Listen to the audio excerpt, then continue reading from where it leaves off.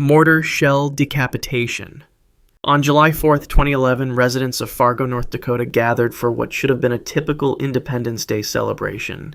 A 41-year-old construction worker and father of 3 had purchased professional-grade fireworks for the neighborhood display. Among them was a 3-inch mortar shell, a cylindrical explosive designed to be launched from a tube and detonate high in the air. As darkness fell, he began the show. Children sat on blankets while adults stood watching the colorful explosions overhead. Around 9:45 p.m., he loaded one of the mortar shells into its tube. He lit the fuse and stepped back, but something went wrong. The fuse burned down, but the firework failed to launch. After waiting approximately 30 seconds, he approached the tube. This was his critical mistake.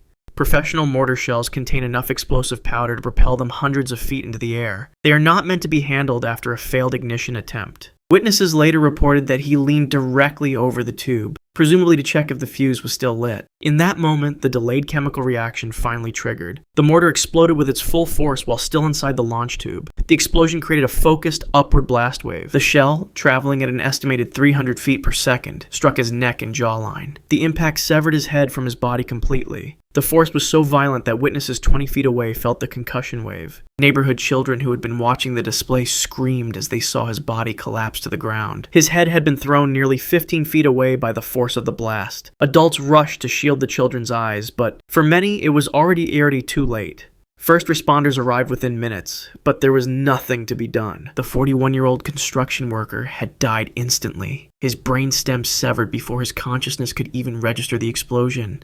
The Human Firework.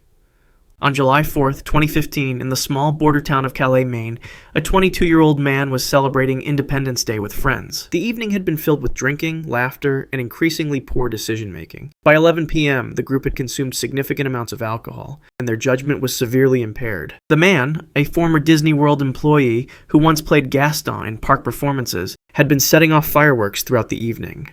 Among their collection was a reloadable mortar tube, a professional-grade pyrotechnic that launches explosive shells hundreds of feet into the air. These devices contain enough of black powder to create substantial force, approximately equivalent to a quarter stick of dynamite. As the night progressed and inhibitions lowered, he announced what he claimed would be a joke. He placed the 3-inch diameter mortar tube on top of his head, balancing it like a hat. His friends later reported that they thought he was merely pretending and had no actual intention of lighting it. In a split-second decision that would prove fatal, he held a lighter to the fuse while the tube remained positioned on his skull. The mortar was pointed downward, meaning the explosive force would be directed directly into his head, rather than propelling a shell upward. The fuse burned quickly, taking just under 2 seconds. When it reached the charge, the explosion created instantaneous catastrophic damage. The force shattered his skull, driving bone fragments into his brain. The heat from the blast simultaneously caused third-degree burns to the remaining tissue. His friends witnessed the moment of detonation in stunned horror. The top of his head essentially disappeared in the explosion. He collapsed immediately, blood pooling beneath what remained of his skull. Despite frantic calls to emergency services, there was no possibility of survival. Medical examiners later confirmed that death had been instantaneous. The blast wave had destroyed his brainstem, ending all neural activity before his body even hit the ground. Highway bridge collapse. On February 1, 2013, an ordinary morning commute in China's Henan province became a scene of unprecedented destruction. Shortly after 7 a.m., a cargo truck heavily loaded with fireworks approached the Yichang Bridge near Sanmenxia City. The elevated expressway, standing 90 feet above the ground, carried thousands of vehicles daily across the Yi River. The truck contained approximately 6 tons of commercial fireworks destined for Lunar New Year celebrations. Chinese regulations classified these particular pyrotechnics as 1.3G explosives, professional-grade materials with substantial explosive potential. Under Chinese law, such cargo required special permits and safety protocols, none of which the driver possessed. Traffic was moving at approximately 40 miles per hour, and witnesses noticed smoke coming from the truck's cargo area. The driver, likely aware of the imminent danger, attempted to pull over on the bridge shoulder. He never made it. At 7:28 a.m., the first explosion occurred. It was relatively small but ignited the remaining inventory. Within 3 seconds, the primary detonation followed. The blast created a pressure wave estimated at 35 pounds per square inch, strong enough to rupture internal organs at close range. The explosion's force transferred directly into the bridge's concrete support columns. Engineers later explained that the concentrated energy overwhelmed the structure's load-bearing capacity. The reinforced concrete, designed to withstand vertical pressure but not explosive force, cracked and then shattered. A section of roadway measuring 260 feet collapsed almost immediately. Surveillance footage showed the bridge buckling like a wave before disintegrating. 26 vehicles, including 5 trucks and 17 cars, plunged nearly 90 feet to the frozen ground below. The combined trauma of the explosion and fall was instantly fatal for most victims. Those who survived the initial blast suffered massive internal injuries from the impact. Bodies recovered showed compound fractures, severed limbs, and extensive internal hemorrhaging. Many were burned beyond recognition by the fireball that engulfed the wreckage. Among the 26 people who perished, several remained alive briefly, trapped in crushed vehicles as secondary explosions continued around them. Factory fire in chemical mixing room. On September 5, 2012, workers at Om Shakti Fireworks Industries in Sivakasi, India, arrived for what seemed like an ordinary day. The facility, located in what locals called the fireworks capital of India, was one of hundreds of manufacturing operations in the region.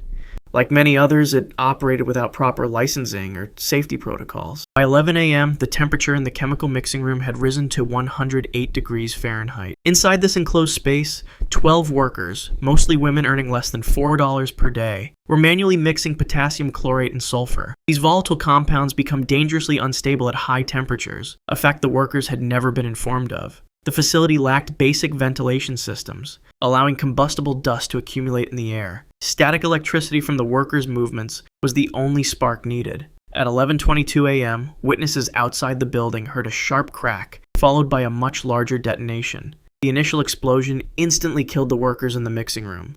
Their bodies absorbed the full force of the blast wave, which reached temperatures exceeding 2,000 degrees Fahrenheit. The explosion ignited adjoining storage areas containing pre-made fireworks, creating a chain reaction. As the fire spread, it reached a room where 38 workers were assembling consumer fireworks by hand. The room had a single exit door, which became blocked by falling debris. The windows were barred with metal grates, a common anti-theft measure that now became a death trap. Workers pressed against the windows, visible to onlookers who had gathered outside. Many were still alive, breathing in toxic smoke from burning chemicals. The smoke contained potassium chlorate particles, which caused severe internal burns to their respiratory systems. Some workers managed to squeeze through gaps in the window bars, suffering deep lacerations in the process. Those who couldn't escape remained trapped as the room filled with smoke and flames. Autopsies later revealed that many victims died not from burns but from asphyxiation, their lungs destroyed by chemical smoke. First responders arrived 30 minutes after the initial explosion, by which time 40 people had already perished. The intense heat and ongoing secondary explosions prevented rescue teams from entering the building for several hours.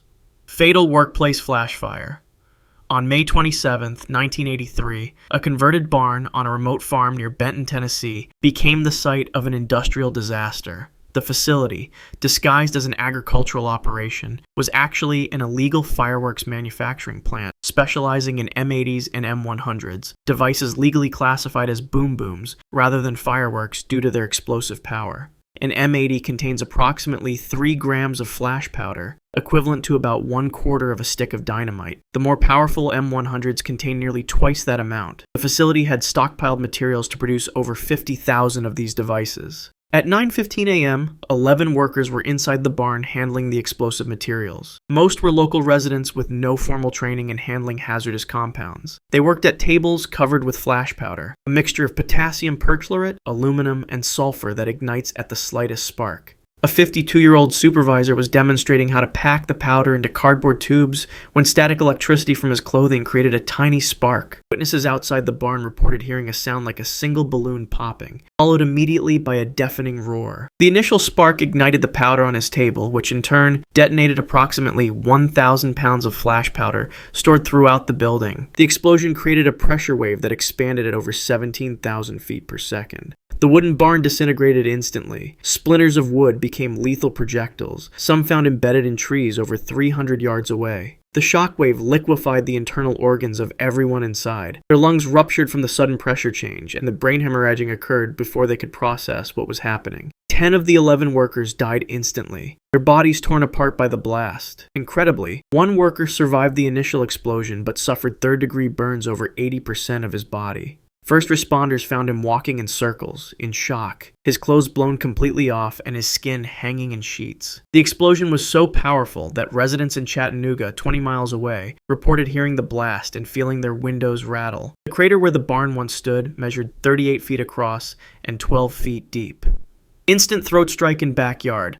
On July 4th, 2013, a 19-year-old father of two was celebrating Independence Day in the backyard of his Oklahoma home. He had invited family and friends for a barbecue and fireworks display. His wife and children were among those gathered on lawn chairs as darkness fell. He had purchased several consumer-grade fireworks, including a multi-shot aerial repeater commonly called a cake. These devices contain multiple tubes fused together to fire sequentially, launching colorful bursts into the sky in rapid succession. This particular cake contained 36 shots and was designed to create a finale-like display. At approximately 9:45 p.m., he set up the cake on a flat portion of his backyard. He lit the fuse and retreated to a safe distance. The first few shots launched normally, exploding in bright colors overhead. Then the firing sequence stopped unexpectedly. After waiting 30 seconds, he made the fatal decision to approach the device. This violated the most basic safety principle of firework. Never approach a lit firework, even if it appears to have malfunctioned. As his family watched, he bent over the cake to examine it. Inside the device, the fuse had not extinguished, but merely slowed. As his face came within inches of the tubes, the smoldering fuse reached the next charge. The aerial shell, a cylindrical projectile containing flash powder and color-producing chemicals, fired directly at him.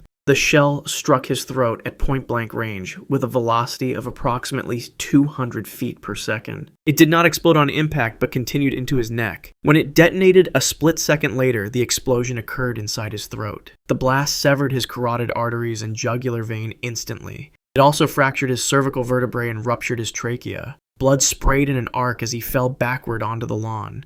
His wife screamed and ran toward him, while others grabbed the children to shield their eyes. He remained conscious for approximately 20 seconds as blood filled his severed airway.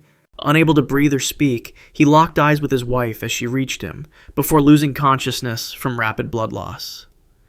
Death by detonated firework shell. On January 1st, 2022, a rural celebration outside Dresden, Germany, became the scene of a gruesome incident. A group of 7 friends had gathered at an isolated farm property to celebrate the new year with drinks and illegal fireworks. Among them was a 39-year-old construction worker who had purchased black market pyrotechnics from Eastern Europe. The centerpiece of his collection was a spherical shell measuring 6 inches in diameter. This type of professional display firework is typically launched from a mortar tube and detonates hundreds of feet in the air. The shell contained approximately 4 ounces of flash powder, enough explosive force to be felt from 50 yards away. Such devices are strictly regulated in Germany and require licensing for purchase and use. His shell was not only illegal, but also lacked basic safety features like proper fusing and delay charges. By midnight, the group had consumed significant amounts of alcohol. The outdoor temperature was near freezing, and a light snow had begun to fall. Minutes after the clock struck 12, he decided to light the shell. Rather than using a proper launching tool, he placed it on the ground and lit the fuse with a cigarette lighter. The manufacturer's recommended safety distance for professionals handling such devices is 100 yards. He stood less than 3 feet away. The fuse, designed for professional timing systems, burned faster than expected. He had no time to retreat before ignition. When the device detonated, it did not launch upward as designed, but exploded at ground level with its full force directed outward. The blast wave struck his face and upper body first. The pressure front, moving at over 7,000 feet per second, shattered his facial bones instantly. Fragments of the shell's casing became shrapnel, penetrating his face and neck at velocities comparable to bullets. His friends, standing several yards back, were knocked to the ground, but escaped serious injury. When they recovered and approached him, they found a scene so grisly that 2 immediately vomited. The explosion had completely obliterated his facial features, leaving an unrecognizable mass of tissue. He remained alive for approximately 40 seconds, his brain still functioning despite catastrophic damage to his face and airways. He attempted to breathe through a ruined trachea, producing a gurgling sound that his friends would later describe as the most disturbing thing they had ever heard. Illegal cake bomb explosion. On January 1st, 2025, residents of Aliamanu, Hawaii gathered for their annual neighborhood New Year's celebration. The block party had grown each year, with 2025's event attracting over 100 people to the residential street. Among them were 3 women in their 30s, close friends who had attended the celebration together for several years. At 11:45 p.m., a local resident brought out what he called his special surprise. It was an illegally modified firework device known as a cake bomb, a consumer-grade multi-shot aerial repeater that had been altered to fire simultaneously rather than in sequence. The original manufacturer designed the device to launch 36 separate shots over 40 seconds. He had rewired it to trigger all charges at once. Next to this modified cake, he had positioned a stockpile of additional aerial shells and rockets. Hawaii state law prohibits consumer possession of any aerial fireworks, and the total explosive material present exceeded legal limits by over 20 times. The crowd gathered in a semicircle approximately 30 feet from the display.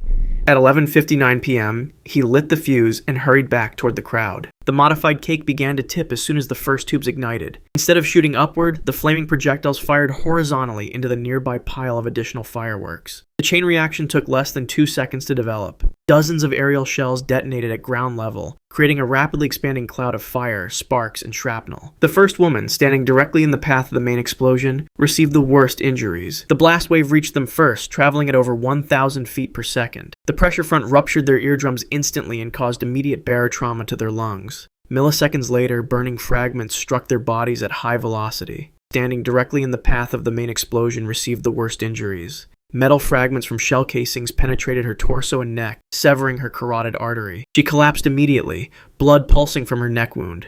The second and third women remained standing briefly, their bodies penetrated by dozens of burning fragments. The flash powder ignited their clothing, engulfing them in flames. Their screams joined the chaos of noise as bystanders scattered in panic. Within 30 seconds, all three women had lost consciousness from blood loss and shock. If you want to see more videos like this, click the video on screen now and make sure to subscribe.